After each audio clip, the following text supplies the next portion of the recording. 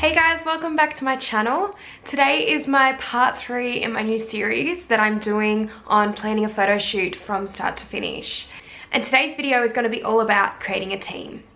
So my first step, obviously, I think this is pretty obvious when creating a team, is to figure out who you're contacting. And I think a lot of the time this does involve quite a bit of research. Before you do go contacting anyone, you want to make sure that the people you're looking at for the shoot are going to be right for the shoot as well.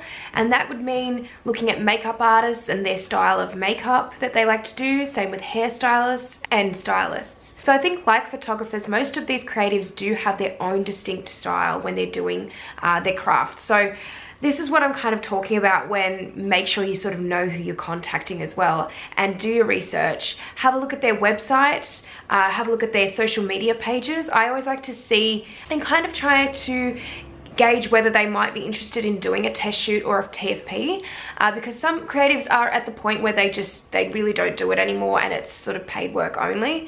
So yeah, I try and have a look at their social media feeds and see whether they've got any shoots that might look to be test shoots or that might look to be just something for their portfolio, and hopefully that would give me a good indication of whether they were willing to say yes if I contacted them for a test shoot. And as I said before, styling is really important. Make sure that these creatives that you're looking at contacting are going to fit in well with the shoot that you're doing. Also, before I contact creatives, I always tend to have a date or time in mind. And this might mean having several dates in my mind as well, just in case a couple of them might not work for whoever I'm contacting. But I think it's good to know roughly when you'd like to do this shoot and when you'd like to start planning for it. And I think that makes you come off a little bit more organized too. And when you're contacting creatives, they can see that you've got things planned and it's actually going to happen eventually. Because I've been contacted by many creatives before who have just been like, yeah, I'm really interested in doing this shoot.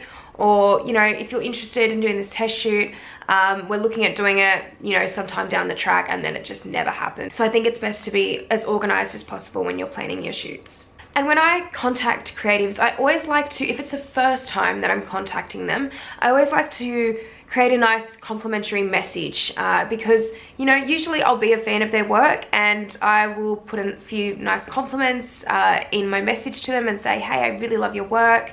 You have a great style of makeup or hair or, you know, whatever you're doing.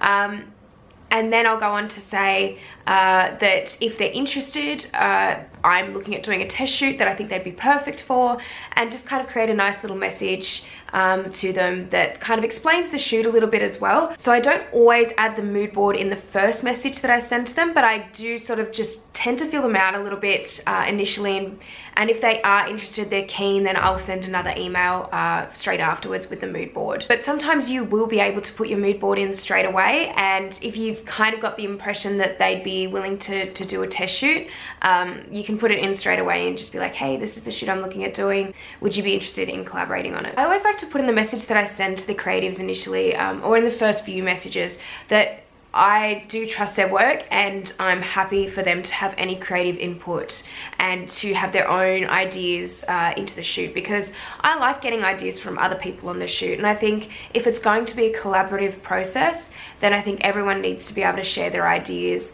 Even if you don't particularly like some of the ideas, you can add to their ideas, or you can just be like, oh, maybe for an upcoming shoot or something like that. You know, it's always good to just get everyone's thoughts on what would be great for the shoot initially. And the next step I'd usually do after I've contacted all the creatives individually, then I'll start more of a group chat or a group email thread.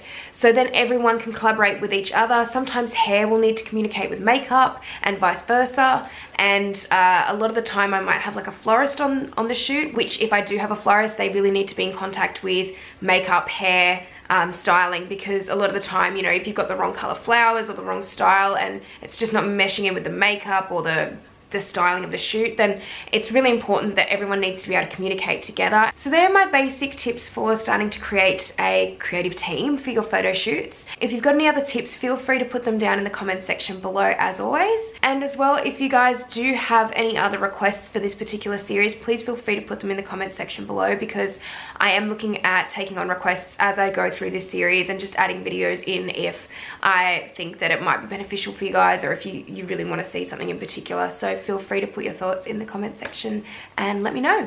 Anyway guys, thank you so much for watching. I will hopefully have my next video in this series up very soon. Please like and subscribe if you like this video, and let me know what you want to see on my channel. I'll see you next time. Bye!